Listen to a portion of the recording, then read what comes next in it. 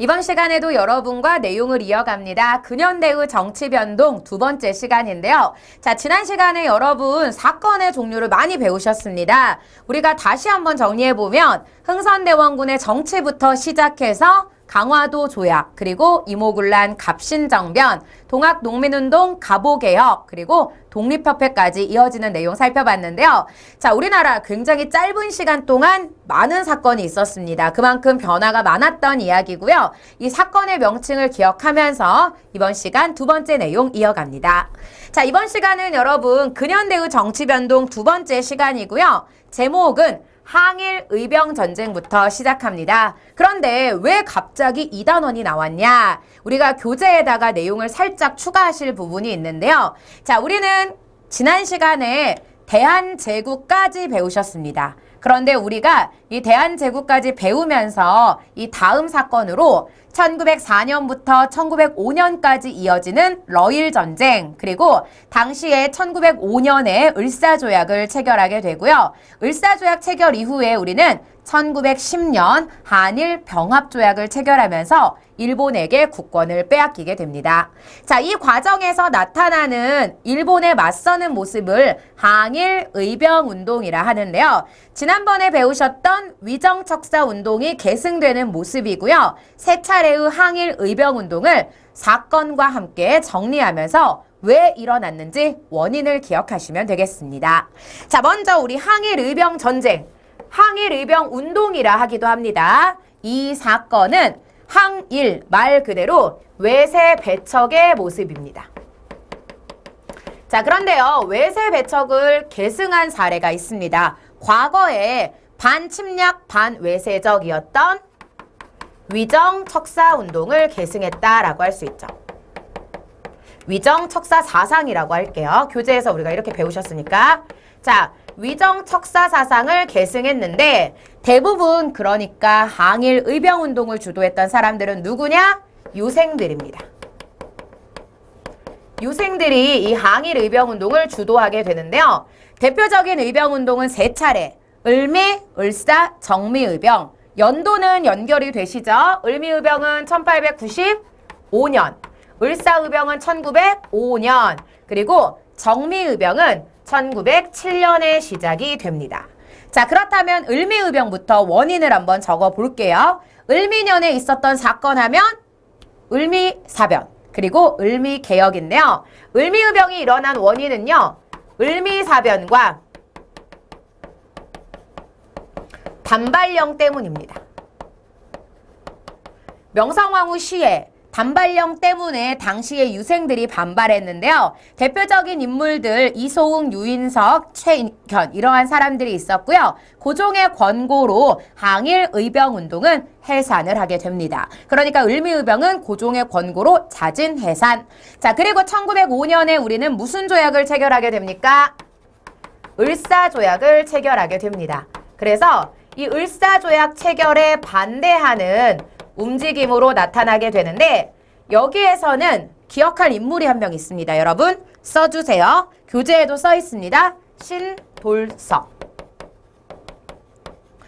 자, 경남 평해에서 활동했던 의병장인데요. 태백산 호랑이라는 별명이 있습니다. 신돌석이 왜 유명하냐? 지금까지의 의병은 유생들이 대부분이었다면 신돌석은 유일하게 무슨 출신? 평민 출신이었어요. 그래서 이 신돌석이 중요하고요. 당시에는 다양한 계층의 의병운동에 참여했다는 것, 이 내용을 특징으로 기억합니다. 자, 그리고 이제 1907년에 정미의병이 일어나게 되는데 정미의병이 일어난 원인은 두 가지입니다. 고종 강제 퇴위, 헤이그 특사 파견 때문에 고종이 강제로 쫓겨나게 됩니다. 을사조약은 부당하다, 이걸 알리려고 고종이 네덜란드 헤이그에 특사를 보냈었죠. 이게 알려지면서 강제 퇴위됐고요. 이때 군대도 일본이 해산시킵니다. 그래서 해산된 군인들은 의병에 합류하게 되고요. 이들은 부대를 하나 창설을 합니다. 13도 창의군 결성. 그리고 이들은 무엇을 추진하게 되냐? 서울 진공작전을 추진하게 됩니다. 그러니까 의병에 지금 군인들이 가담했어요. 조직력도 커졌고요. 활동 범위도 넓어졌습니다. 그래서 이들이 서울 진공작전을 시도했지만 성공했냐? 실패합니다. 그래서 결국에 일본은 남한 대토벌 작전이라 해서 의병 탄압을 시작하게 되는데요. 이 과정에서 일본의 탄압을 피해 의병들은 만주나 연해주로 이주하게 되고요. 만주나 연해주 등지에서 독립운동을 계속 이어가게 됩니다. 그래서 항일 의병운동의 순서를 알아두시고요. 의병운동이 왜 일어났는지 그 원인까지 기억하면 되겠습니다. 자, 그런데 이들과 다른 형태의 독립운동이 있었습니다. 바로 애국개몽운동인데요. 자, 애국개몽운동은 여러분 교재에다가 요거 하나 쓰고 갈게요. 애국개몽운동은 교육과 산업을 통해 무엇을 키운다? 민족의 실력 양성입니다. 그러니까 항일 의병운동은 여러분 무력투쟁이죠. 싸우는 거니까. 애국개몽운동은 무력투쟁이 아니라 실력을 키우자는 운동입니다. 그래서 이 애국개몽운동을 주도한 사람들은 누구냐? 개화파 지식인들이죠. 항일 의병운동과 반대 모습이에요. 자, 그래서 이제 항일 의병운동과 반대로 애국개몽운동은 다양한 단체들이 만들어집니다. 그래서 그 단체들은 이름만 적어 볼게요. 첫 번째 보안회가 있었어요. 일본의 황무지 개강권을 저지하는 노력을 했고요. 헌정연구회. 헌정연구회는 여러분 지난 시간에 배우셨던 독립협회 인사들이 여기에 합류가 됩니다. 그래서 헌정연구회니까 근대적인 입헌 정치를 주장했던 모습이고요. 자, 이제 1905년이 되면서 무엇을 위해 노력하게 되냐? 국권 회복을 위해 노력하게 됩니다. 1905년에 을사조약을 체결하게 됩니다. 외교권 박탈당했죠. 그래서 여기에서는 대한자강회가 고종의 강제 퇴위를 반대하는 노력을 하게 되고요. 가장 중요한 단체는 여러분 신민회. 신민회는 1907년에 만들어졌던 비밀 결사 조직인데요. 안창호, 이승훈, 양기탁 이와 같은 사람들이 만들었던 단체입니다. 그래서 당시의 신민회는요. 공화정체 국민국가 건설을 목표로 했는데 다양한 운동을 하게 됩니다. 교재에는 빠졌습니다. 써주세요. 자, 평양과 오산에 학교를 설립하게 됩니다. 말 그대로 교육과 산업을 통해 민족의 실력을 키우자 했어요. 그래서 교육, 학교를 만들게 되고요. 또 산업을 키우기 위해서 회사를 만듭니다. 자기회사, 태극서관 이러한 회사를 만들어서 운영하게 됩니다. 자기회사는 여러분 도자기 회사 맞아요. 태극서관은 출판 이것에 관련된 회사인데 자 그리고 이제 만주 삼원보에 독립운동 기지를 만들게 됩니다. 신흥학교를 세워서 군사훈련을 하게 되는데 일제의 탄압으로 해산됩니다. 배고인 사건이라고 해서 데라우치 총독 암살을 시도했다는 누명을 씌우게 되는데요. 결국에는 애국개몽운동은 이와 같이 다양한 단체들이 활동했다는 게 특징이고요. 이 단체들 중에서 시험에 제일 많이 나오는 것은 여러분 신민회. 그래서 신민회의 활동 모습은 별표하고 한 번 더 체크해 두시면 되겠습니다. 자, 그리고 이제 여기에서 우리가 국권의 침탈 과정 정리해 보도록 할게요. 자, 앞에서 제가 말씀드렸습니다. 1904년부터 1905년까지 러일 전쟁을 했고 1905년에 을사조약을 체결했다. 자, 그런데 러일 전쟁은 한반도 지배권을 차지하는 전쟁이었습니다. 여기에서 일본이 승리하면서 우리가 일본에게 국권을 빼앗겼는데 자, 국권의 침탈 과정은 교재에서 읽고 가도록 합시다. 먼저 한일 신협약이란 걸 체결하게 됐다라고 했는데 그 앞에 요거 하나 써주세요. 을사조약 1905년. 자, 을사조약은 한국의 외교권을 박탈한 조약입니다. 외모 대신 가서 이렇게 이거 찍었다고 했잖아요. 지금. 그래서 당시에 을사조약이 먼저 체결이 되고요. 그 다음이 한일 신협약입니다. 한일 신협약은 여러분 다른 말로 정미 7조약이라고 하는데요. 당시에 차관 정치가 시작이 됩니다. 그러면 을사조약은 무슨 정치였냐? 한 번만 쓸게요, 여러분. 통감부가 설치됐었죠. 그래서 이때 초대 통감 이토 히로부미가 왔던 겁니다. 그리고 이제 한일 신협약 이후에 한일 병합조약이란 걸 체결합니다. 한일 병합조약이 바로 국권을 빼앗긴 치욕스러운 날이에요. 1909년에 이제 기후각서 체결하고요. 1910년에 한일 병합조약을 체결했는데, 자, 이때 우리는 이제 일제강점기가 시작되면서 조선 총독부가 설치되고요. 조선 총독은 육해군 대장 출신, 군인 출신입니다. 그리고 여기에서 1910년대, 20년대, 30년대까지 통치 방식이 바뀌게 되는데요. 자, 먼저 1910년은 헌병경찰 통치, 다른 말로 무단 통치라고 합니다. 무력을 앞세워서 우리 민족을 탄압했던 건데, 자, 대표적인 헌병경찰 통치는 이 헌병경찰을 앞세우는 겁니다. 여러분, 헌병이 뭐죠? 군인을 잡는 사람이잖아요. 군인을 잡는 경찰. 굳이 설명을 하자면. 근데 이 헌병경찰을 앞세워서 국민들을 탄압하게 되고요. 이 과정에서 조선인에게는 즉결처분권이란 게 내려집니다. 즉결처분권은요, 여러분, 재판 없이 조선인을 처벌하는 건데 태형이 내려집니다. 곤장 때리는 거.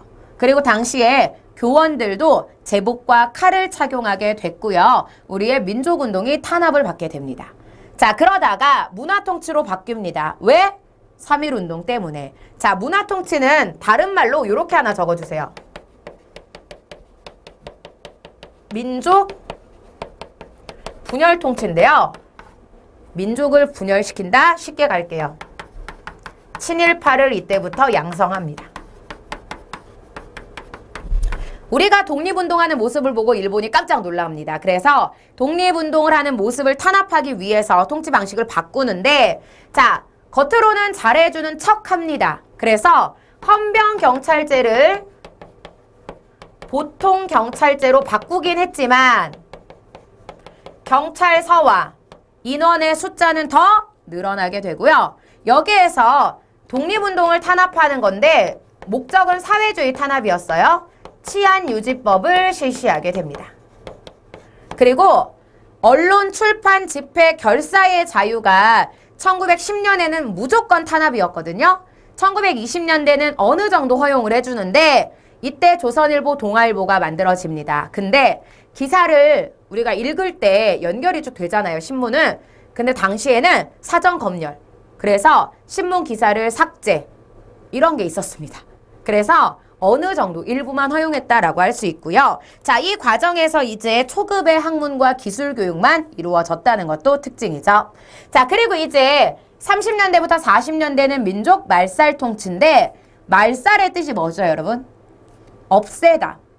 한국인의 정신, 한국인의 뿌리를 없애는 건데, 민족 말살 통치는 여러분 이런 표현이 들어갑니다.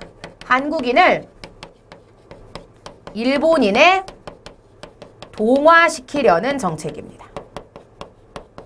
그래서 병참 기지화 정책이라 해서 우리에게서 뭘 뺏어가냐? 전쟁 물자를 뺏어갑니다. 당시에 일본은 시대상 중일전쟁과 태평양전쟁을 하게 되거든요. 그래서 전쟁 물자를 많이 빼앗게 되고요. 또 민족 말살 정책이라 해서 요거 하나만 쓸게요. 황국 신민화 정책. 그러니까 우리를 일본인에게 동화시킵니다. 그래서 매일매일 신사참배를 강요했고요. 내선일체, 내지와 조선은 한 몸이다. 그러니까 일본과 조선은 한 몸이다. 일선동조론, 일본과 우리는 같은 조상이다. 이러한 내용으로 우리를 강요하게 되는데, 자, 이 과정에서 우리는 조선어와 조선사 교육도 모두 금지가 됩니다. 그러니까 말과 글도 사용할 수 없어요. 그래서 우리의 민족 정신이 흔들리게 되는데, 이러한 모습으로 통치 방식이 이루어졌고요. 문화 통치에서는 친일파를 양성했다는 거, 이 자료, 사이코 마코토라는 총독의 이제 글인데요. 이러한 내용을 한번 기억해 주시면 되겠습니다.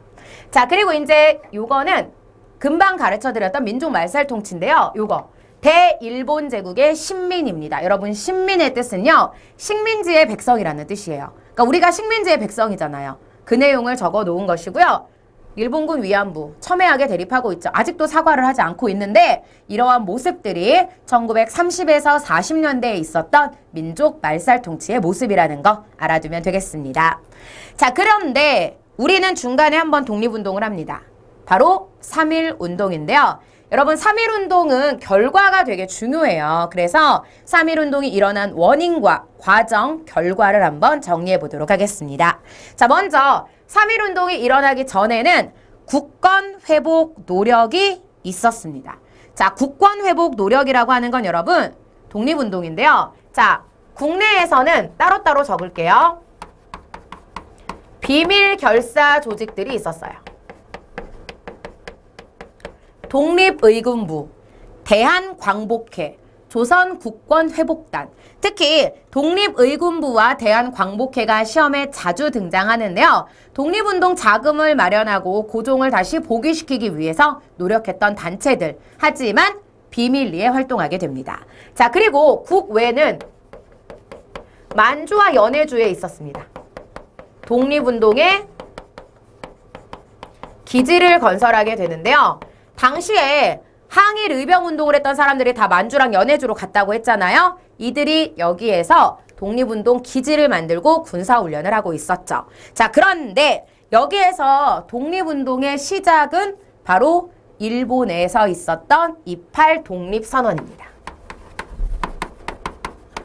자, 일본 유학생들이 일본 도쿄에 모여서 독립선언서를 낭독하게 됩니다. 이 독립선언서는 우리에게 큰 영향을 주는데 28 독립선언서에 반영된 정신이 하나 있었습니다. 교재에는 없어요. 써주세요.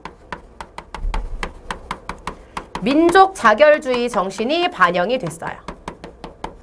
당시는 여러분 1차 세계대전이 끝난 후입니다. 미국의 대통령 윌슨이라는 사람이 그 나라의 운명을 그 나라 민족들이 결정해야 한다는 민족 자결주의를 발표하게 됐거든요. 이걸 듣고 우리도 깨달은 거죠. 우리의 운명은 우리가 결정해야 돼. 왜 일본이 결정하냐. 그래서 28 독립선언에 이 내용이 반영이 됐어요. 영향을 받았다는 얘기고요. 이를 계기로 33인의 독립대표들이 독립선언서를 작성하게 됩니다. 이제 손병희가 기초해서 독립선언서를 작성하게 되는데, 자, 이 독립선언서를 낭독하는 것을 시작으로 무엇이 전개가 되냐? 만세 시위가 전개가 됩니다.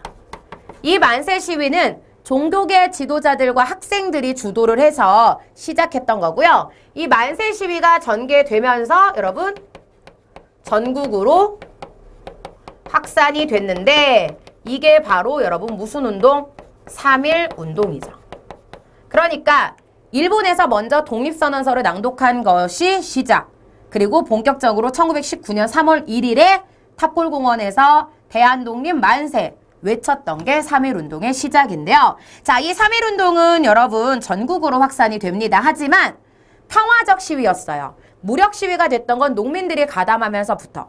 농민들 불만 많았죠, 당시에. 우리가 이제 경제 파트에서도 배우실 건데 1910년에 뭐 토지 조사 사업으로 땅 뺏겨, 쌀 뺏겨 불만이 많았습니다. 이전으로 가면 여러분 동학 농민운동부터 일본에 대해 감정이 안 좋았어요. 그래서 농민들이 저항을 하면은 과격해집니다. 뭐 곡괭이 날라오고요. 삼 날라오고. 그래서 당시에 3.1운동으로 이렇게 감옥에 간 투옥자들을 보면 수감자들도 농민들이 제일 많았어요. 그래서 평화적 시위가 무력 시위로 바뀌게 되는 계기는 농민들이 참여하면서부터인데 결국에 3.1운동으로 해외까지 우리의 모습이 알려지게 됩니다. 그래서 3.1운동은 거족적 독립운동이었다는 거. 그러니까 지금까지 있었던 독립운동 중에서는 대규모였다는 거. 그리고 이를 계기로 무엇이 수립이 됩니까, 여러분? 대한민국 임시정부가 만들어지죠.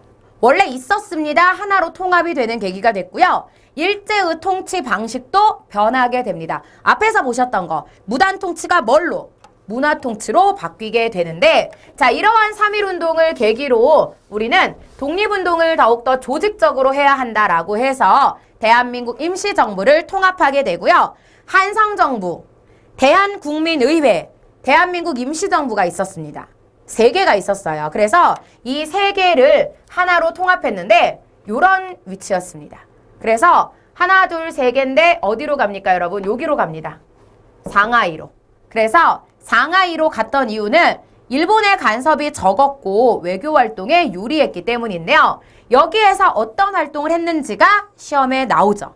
그래서 여러분은 활동 모습만 기억, 니은, 디귿 밑줄 그어주세요. 첫 번째, 연통제와 교통국을 운영을 합니다. 여러분, 연통제는요, 비밀행정망이에요. 비밀행정망. 그리고 교통국은 정보 수집입니다. 지금 대한민국에서 무슨 일이 일어났는지 모르잖아요. 대한제국에서 이런 정보를 수집하는 것이었고요. 두 번째는 구미위원부를 설치해서 외교 활동도 하게 됩니다. 그러니까 외국에다가 도움을 요청하는 이러한 노력도 있었고요. 또 독립신문도 여기에서 발행을 합니다. 그리고 독립운동 자금을 마련하기 위해서 리을이라 해서 하나 써주세요. 독립공채를 발행하죠.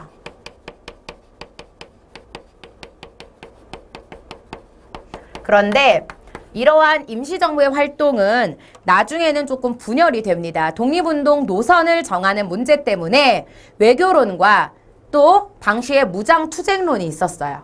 그러한 노력 때문에 조금 갈등이 일어나기는 하는데, 일단 3.1운동 이후에 대한민국 임시정부가 활동했다는 거 기억하시고요. 여기에서 이제 우리는 3.1운동 이후의 독립운동의 모습으로 넘어가 보도록 하겠습니다. 자, 3.1운동 이후에는요, 여러분 2차례의 3.1운동이 있었어요. 그러니까 학생운동이 있었고요. 무장독립투쟁이라 해서 여기 뒤에 항일 독립전쟁까지 이어지게 됩니다. 자, 먼저 국내에서는 항일운동, 학생운동이 2번 있었는데요. 60만세 운동이랑 광주학생 항일운동이 있었죠. 자, 60만세 운동은 순종의 장래일 때 일어납니다. 순종의 장래일의 시도. 당시 학생들은 사회주의 사상의 영향을 받게 됩니다. 사회주의는 여러분 평등을 강조하는 건데요. 이 사상의 영향을 받아서 독서회, 그러니까 책을 읽는 모임이 시작이 되면서 일본의 이러한 교육이나든지 식민 지배에 대해서 불만이 생기게 됩니다. 그래서 60만세 운동은 순종의 장래일에 전국적인 만세 시위로 확대가 된 건데요. 3.1운동 이후에 최초입니다. 1919년 이후에 처음으로 일어났던 학생운동이고요. 자, 광주 학생 항일운동은 여러분도 알고 있습니다. 나주에서 목포로 가는 열차 안에서 일본인 남학생이 한국인 여학생 머리를 잡아당겼어요. 박기옥이라는 그 여학생의 머리를 잡아당겼어요. 그래서 그 사촌 오빠가 같은 열차에 타고 있어서 드라마 찍은 거죠. 퍽! 그래서 이 사건을 저는 간단하게 댕기머리 희롱 사건 뭐 이렇게 정리를 합니다. 한일 학생 간의 충돌이 원인이 된 겁니다. 한일 학생 간 충돌. 그런데 여기에서 처벌하는 과정이 누구에게만 유리하게, 일본 학생에게만 유리하게 처벌이 됐어요. 그래서 당시에 이 사건이 알려지면서 학생들이 학교 안 갑니다. 시위를 하게 되는데, 광주 학생 항일운동은 다음에 배울 건데요. 신간회라는 독립운동 단체의 지원을 받게 되면서 3.1운동 이후에 최초로 전국적으로 퍼지게 됩니다.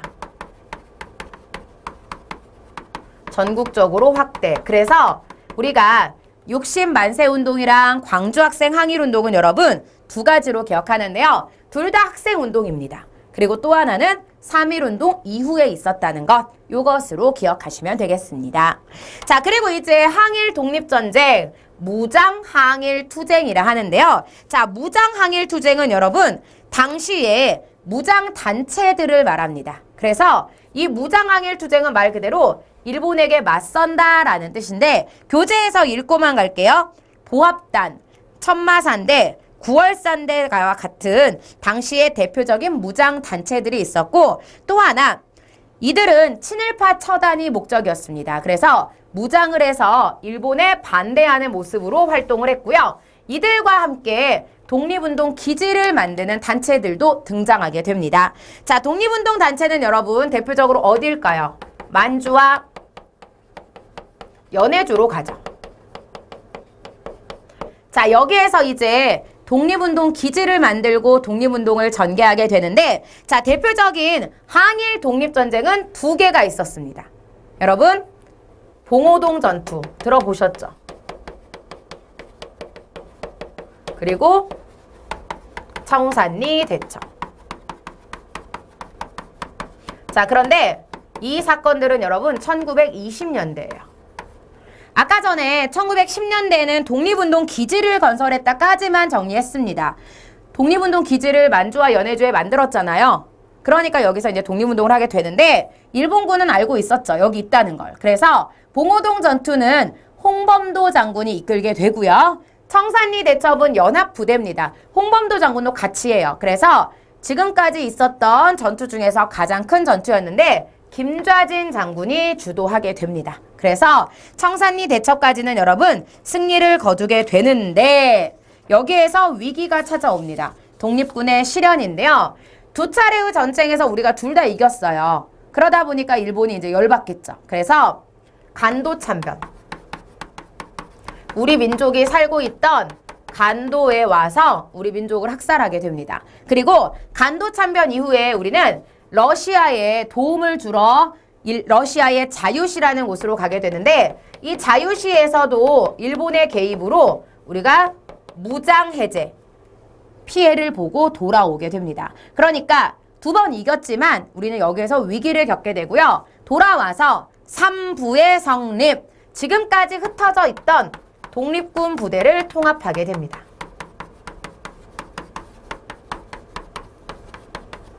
자, 그래서 당시에 여러 개로 흩어져 있던 독립운동 부대는 참의부, 정의부, 신민부라는 독립운동 단체로 다시 이제 통합을 시키게 되고요. 여기에서 우리는 1930년대로 넘어가면서 한중연합작전을 하게 됩니다.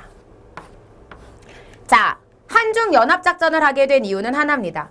당시 1932년에 윤봉길 의사가 중국의 홍카오 공원에서 도시락 폭탄이랑 물통 던졌어요.